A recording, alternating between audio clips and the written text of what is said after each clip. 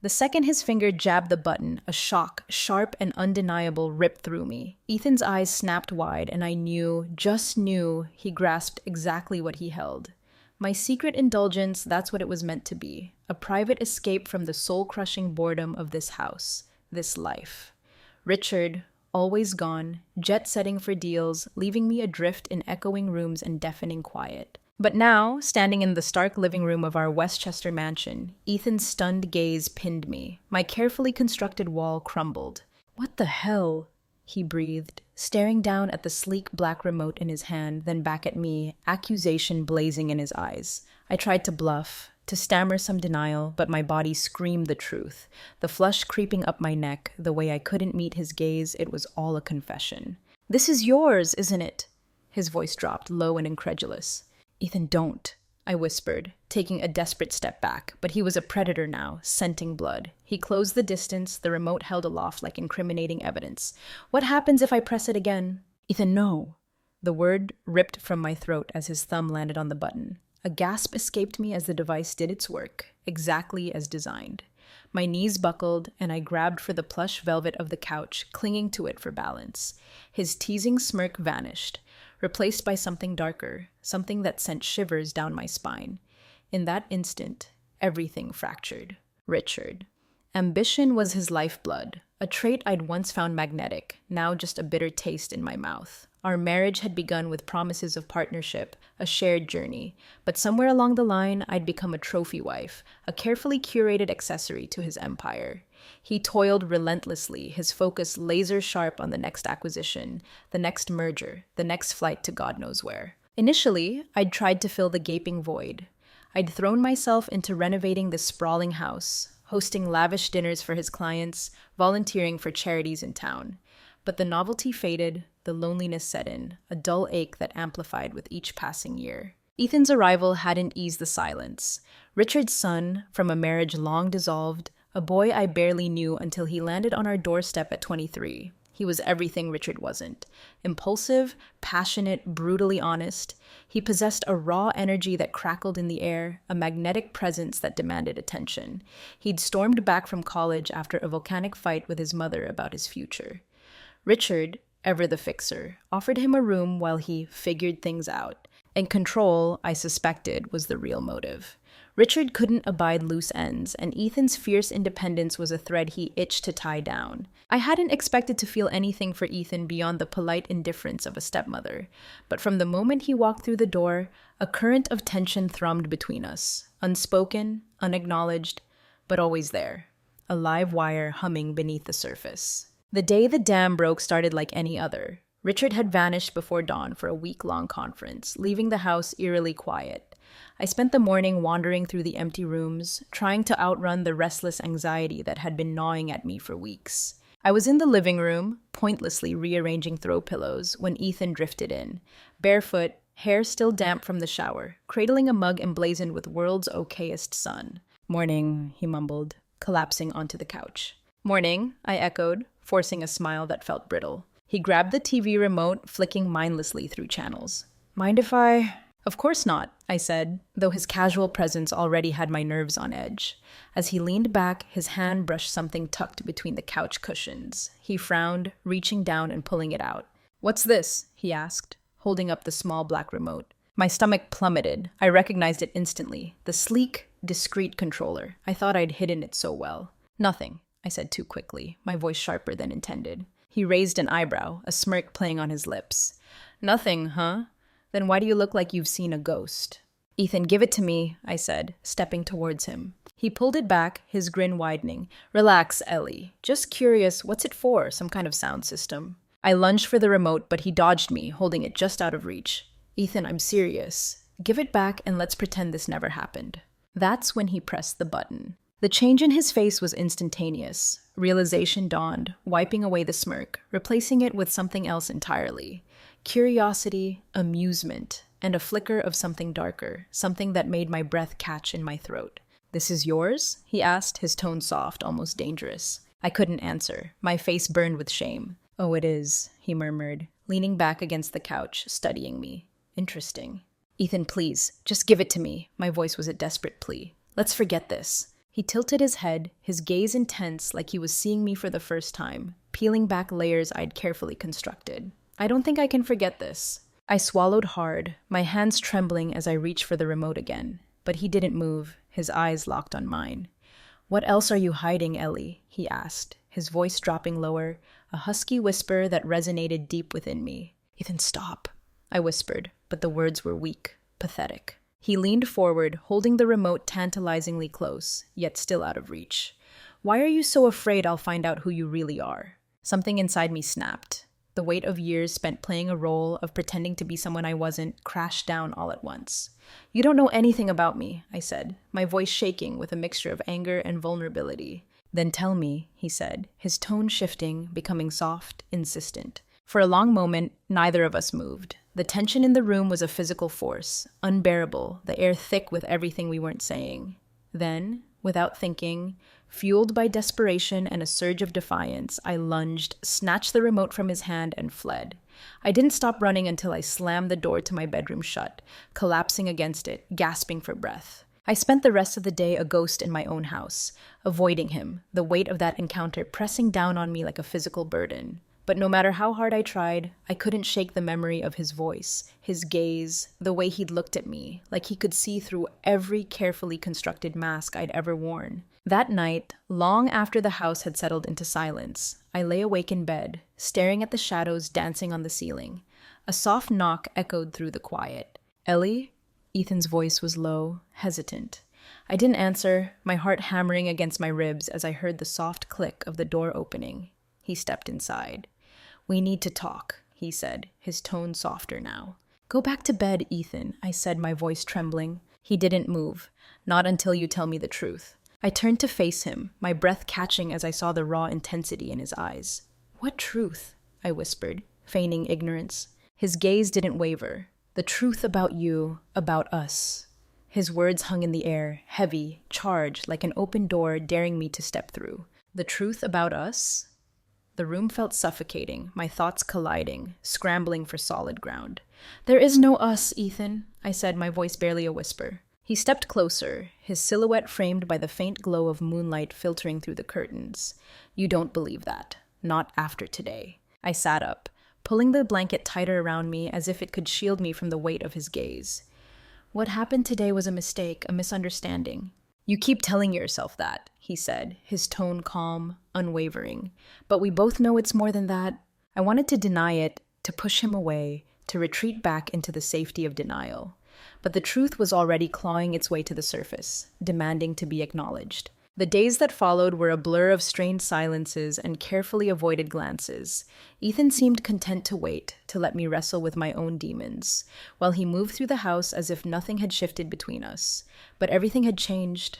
Every time we passed in the hallway, the air crackled with unspoken words, stolen glances that lingered a beat too long. It was a quiet afternoon, the kind where the silence itself felt heavy, when the dam finally broke. Richard was still away, the house hushed except for the low hum of the dishwasher in the kitchen. I was folding laundry in the living room when Ethan walked in, his expression unreadable. "We need to talk," he said, his voice steady, firm. I didn't look up, pretending to focus on the crisp white shirts in my hands. "There's nothing to talk about." "Stop lying to yourself, Ellie," he said, stepping closer. "You're not afraid of this because it's wrong. You're afraid because it feels right." I dropped the shirt, the words hitting me with the force of a physical blow, slicing through my carefully constructed defenses. "Don't," I whispered, the word barely audible. "Don't what?" he asked, his tone softening now, almost gentle. "Don't tell the truth, or don't remind you of what you already know?" I turned to face him, my chest tight, my breath shallow as I met his gaze. "You don't understand what you're saying." "I understand more than you think," he said, his eyes searching mine, probing, insistent. "I've watched you, Ellie. I've seen how lonely you are, how hard you try to hide it." Tears pricked at the corners of my eyes, and I looked away, unable to hold his gaze any longer.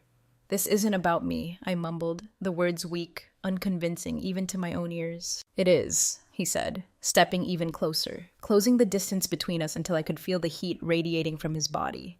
"And it's about me, too." He paused, his voice dropping to a near whisper. "I'm not some kid, Ellie. I know what I feel, and I think you feel it too." His words hung between us, daring me to deny them, but the denial died on my lips. I couldn't. The first time it happened felt like a collision, an accident waiting to explode. We were in the library, a room Richard rarely entered, a sanctuary I'd claimed as my own.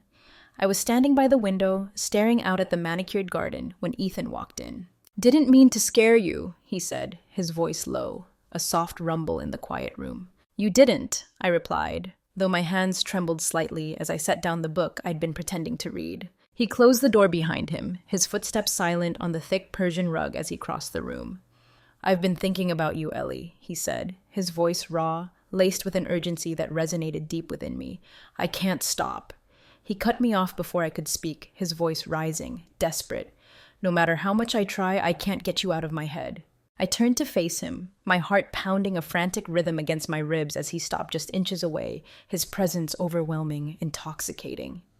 "This has to stop," I managed to whisper, the words barely audible, a weak plea against the storm raging within me. He shook his head, his eyes locking on mine, burning with an intensity that mirrored my own hidden desires. "You don't want it to stop," he said, his voice husky, a breath away from a moan. "Neither do I." His words were the catalyst, shattering the last vestiges of my resistance.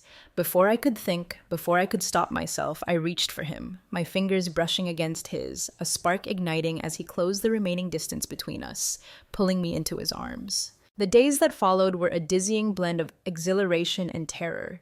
We moved through the house like spies in enemy territory, always watching for shadows, listening for footsteps, our senses heightened, every moment charged with risk. The house, once a symbol of my gilded cage, became a minefield of secrets, each room holding its own dangers and forbidden delights. In the kitchen, our hands brushed as we reached for the same coffee mug, the electric shock of skin on skin sending tremors through me. In the hallway, a fleeting touch on my arm sent shivers down my spine.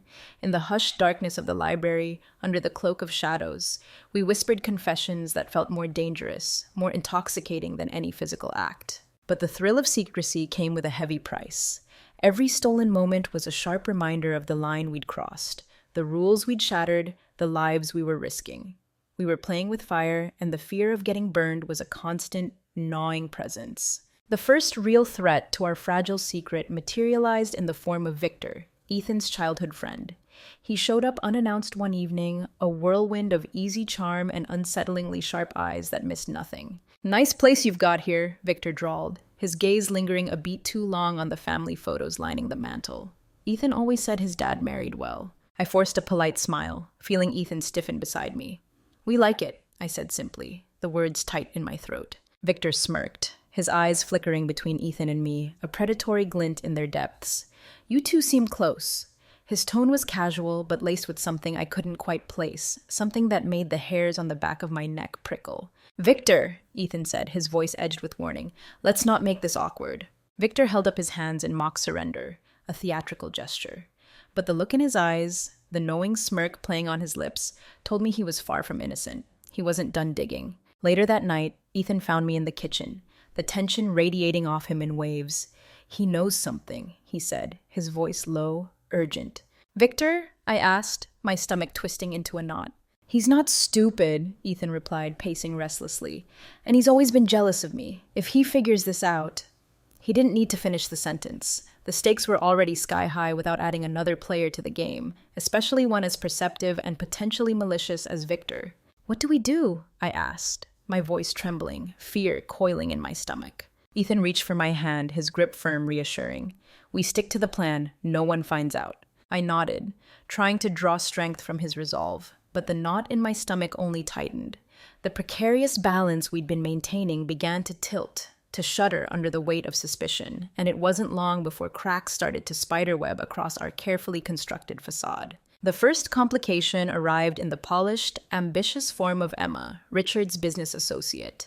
A woman as sharp as shattered glass, with a talent for inserting herself into every facet of Richard's life, professional and personal.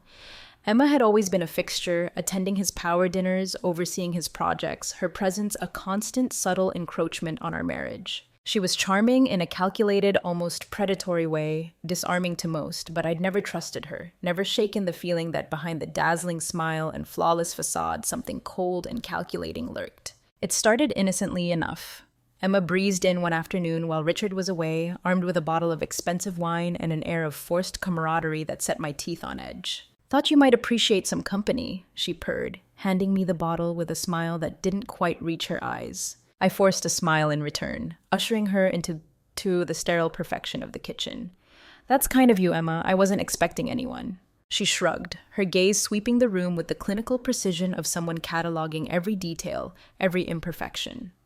"Richard mentioned you've been spending more time at home lately. Thought I'd check in." Her words were casual, almost conversational, but there was an undercurrent, a sharp edge to them that made me uneasy, like a subtle probe, testing my defenses. "Just keeping things in order while he's away," I said, striving for a lightness I didn't feel. Emma's gaze flickered to the open doorway leading to the hallway, a silent question hanging in the air. "And Ethan? How's he adjusting?" I froze for a split second, a micro pause barely noticeable, but enough to send a jolt of panic through me, my heart hammered against my ribs. "He's fine. Why do you ask?" Emma tilted her head, a coy smile tugging at her lips. "Oh, no reason." She let the silence stretch, thick and uncomfortable.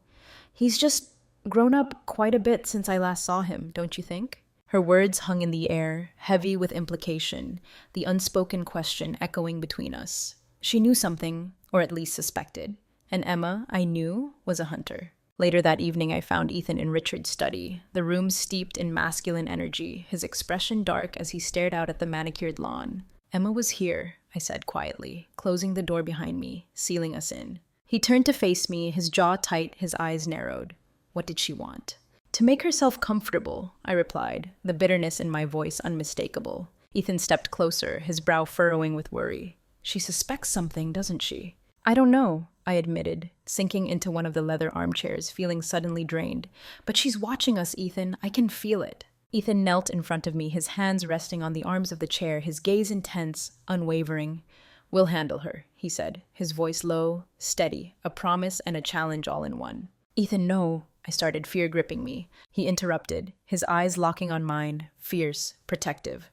"I won't let her ruin this, Ellie. I won't let anyone ruin this." The second complication materialized with a jarring lack of subtlety. Victor. His arrival was as unexpected as it was unwelcome, a boisterous intrusion into the fragile ecosystem we'd created.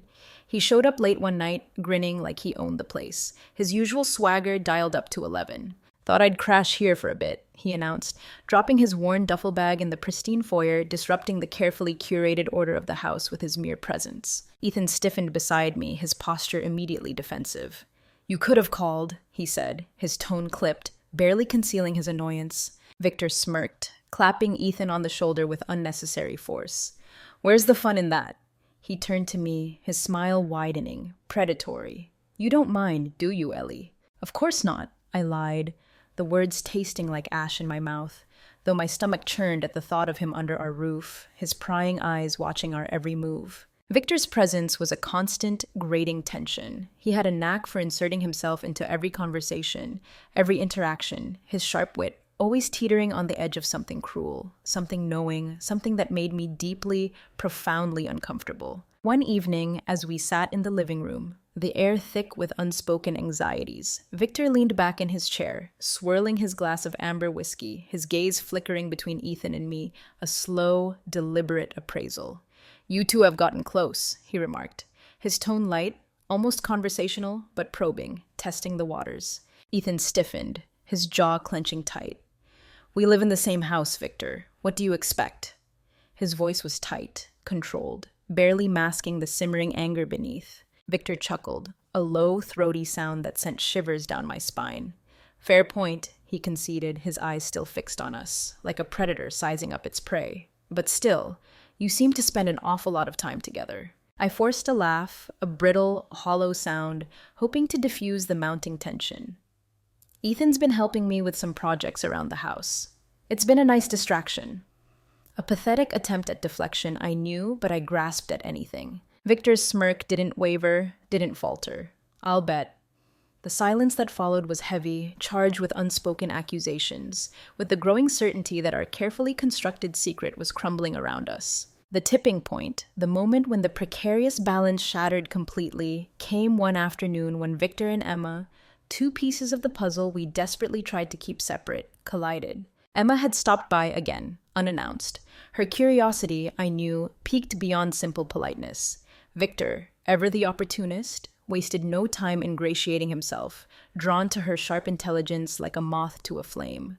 I watched from the doorway, a silent observer, as their conversation unfolded, a dangerous dance of veiled barbs and knowing glances, the air crackling with an unspoken understanding, a shared suspicion. "Quite the setup you've got here," Emma remarked, her gaze sweeping the room, lingering on the family photos, the carefully curated facade of our perfect life. Victor grinned, leaning against the arm of the couch, relaxed, predatory. "Oh, you should see the dynamics," he said, his voice laced with amusement, with something darker. "It's fascinating." Emma's smile sharpened, her eyes narrowing slightly, locking onto mine for a fleeting, chilling moment. "I'll bet it is." That evening, as I paced restlessly in the kitchen, the weight of their interaction pressing down on me, Ethan stormed in, his frustration palpable, radiating off him like heat. "Victor's going to ruin everything," he said, slamming a glass onto the counter, the sound sharp, explosive in the tense silence. "I know," I replied, my voice trembling, the words barely audible. "He's already sniffing around, and now Emma's in the mix?" The pieces were falling into place, the connections being made. It's only a matter of time before one of them puts it all together. "What do we do?" I asked, my voice a desperate plea, the weight of the situation crushing me. Ethan leaned against the counter, running a hand through his hair, his head in his hands, momentarily defeated. Then he straightened, his gaze hardening, a flicker of resolve in his eyes. "We need to get ahead of this," he said, his voice low, determined, "before they do." The tension in the house became unbearable, a suffocating blanket of suspicion and fear. Every moment was a carefully choreographed dance around the truth. Every word weighed, every glance scrutinized. But no matter how meticulously we played our roles, no matter how hard we tried to maintain the charade, the walls were closing in, the cracks widening, threatening to shatter everything. The first fissure appeared when Emma cornered me in the hallway, her tone deceptively casual, but her words sharp, precise like a surgeon's scalpel. "You've been quiet lately, Ellie," she said, her smile predatory, too wide, too bright. "Anything you'd like to share?"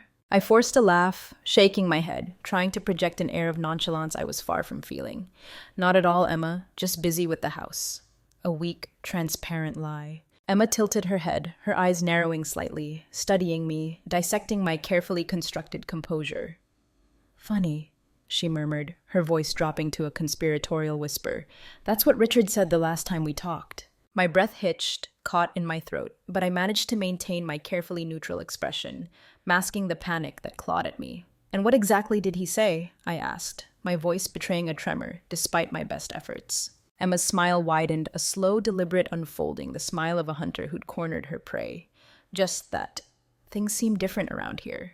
She let the words hang in the air, pregnant with meaning, a silent accusation. That night, Ethan and I met in the library, the heavy oak door closed, shutting out the prying eyes of the house.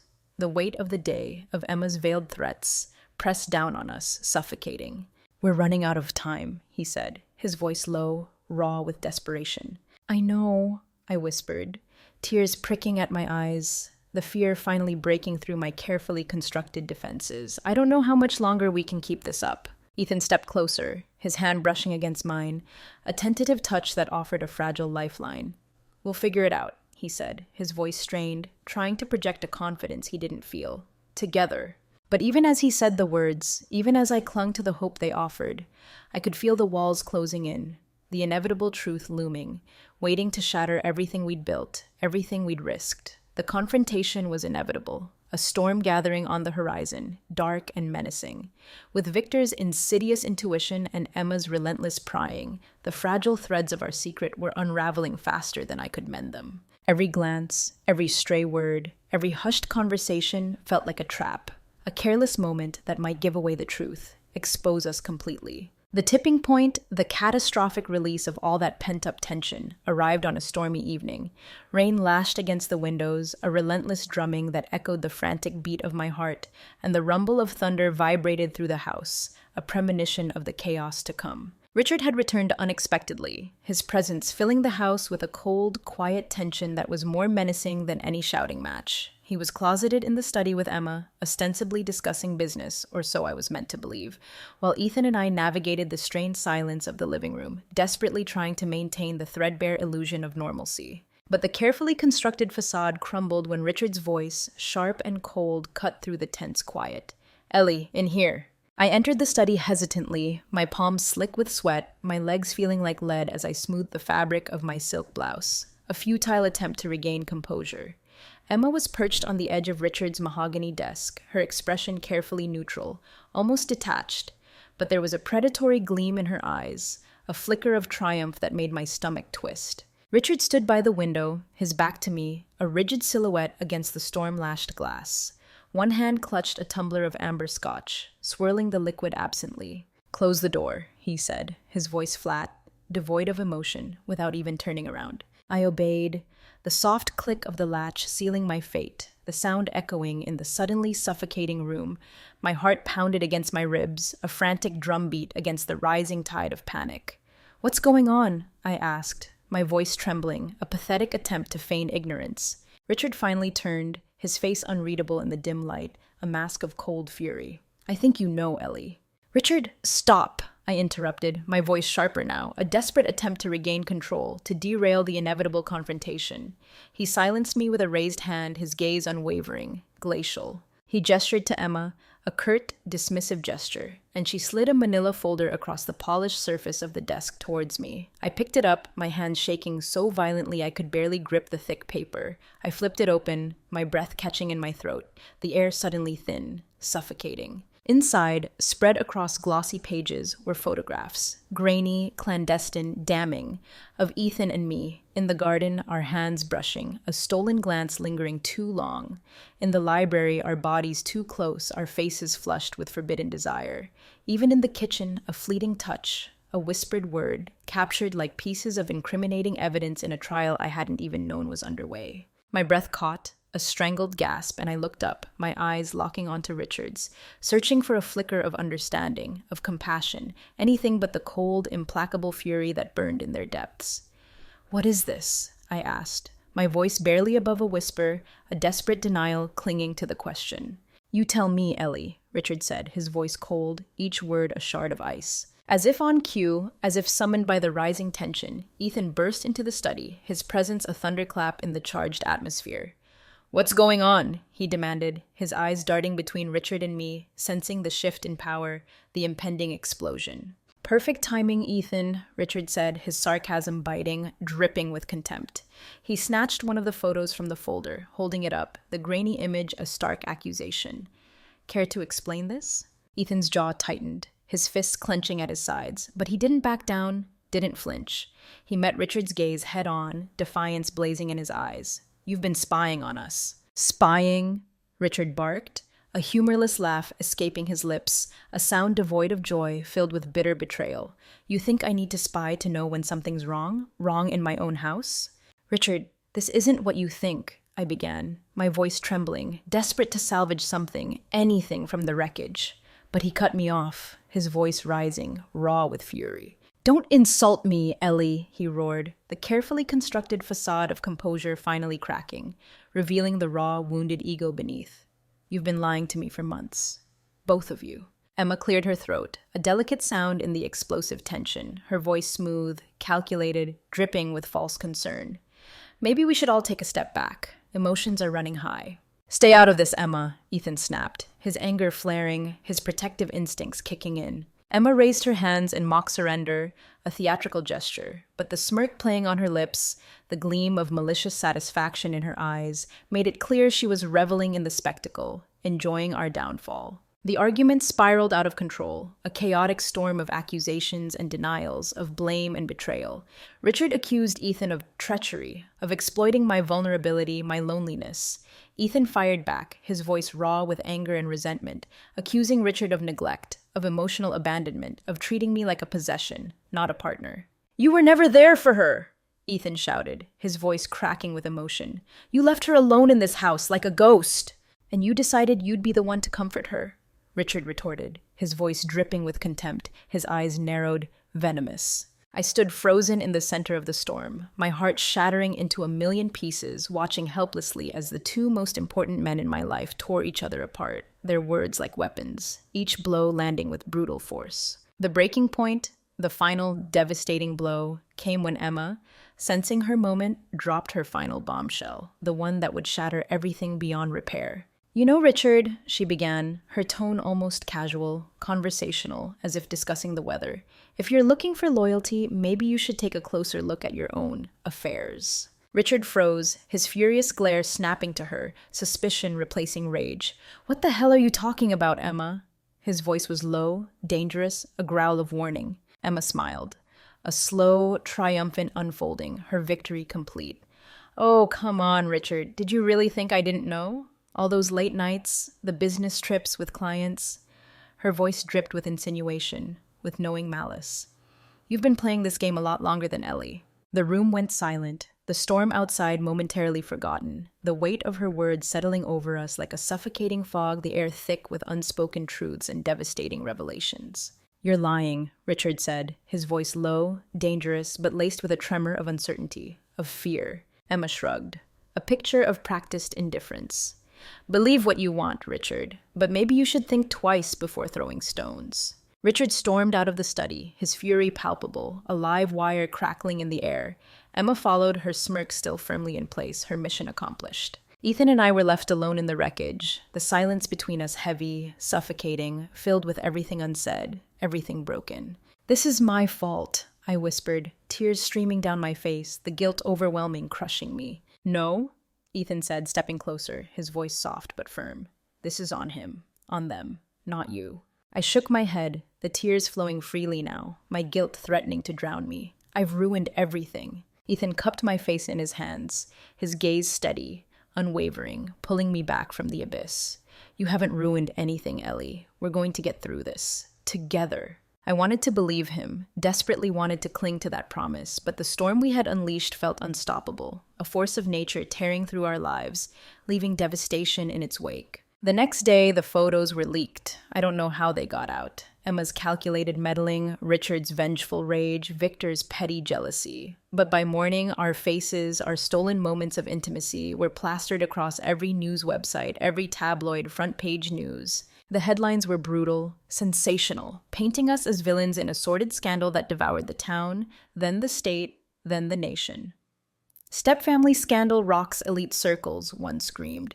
"From housewife to headline, the affair that shattered a family, Satsa," another declared. Richard issued a public statement, cold and calculated, expertly framing himself as the wronged party, the innocent victim of betrayal.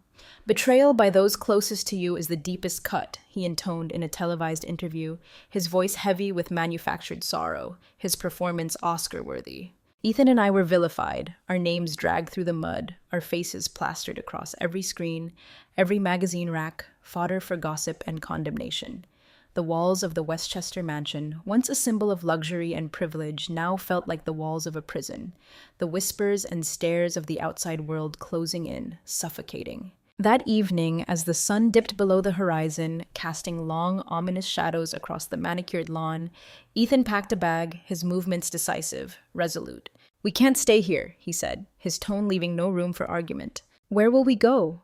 I asked, my voice barely above a whisper, lost, adrift in the storm. "Anywhere but here," he replied, his gaze meeting mine, a silent promise passing between us, as long as we're together. I looked around the opulent bedroom, at the life I had so carefully constructed, now crumbling into dust before my eyes. I didn't know what the future held, what awaited us beyond the walls of this gilded cage, but I knew, with a certainty that resonated deep within my soul, that I couldn't face it alone. Taking his hand, my fingers intertwining with his, I stepped into the unknown, leaving behind everything but the fragile promise of what we could be, of what we might become. The drive was silent, punctuated only by the rhythmic hum of the tires on the rain-slicked asphalt. Ethan stared straight ahead, his jaw clenched tight, his knuckles white on the steering wheel, while I gripped the edge of my seat, my fingers aching from the intensity of my hold, the weight of unspoken fears pressing down on me. Every mile we put between us and the sprawling mansion felt like a breath of fresh air after drowning, a momentary reprieve from the suffocating weight of scandal.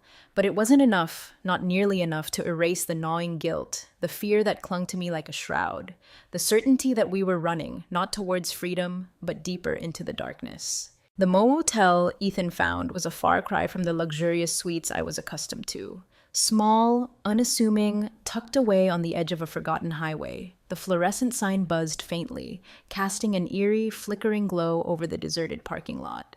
"We'll stay here for the night," he said, his voice weary as he grabbed our bags from the back seat. I nodded, too drained to argue, too numb to care.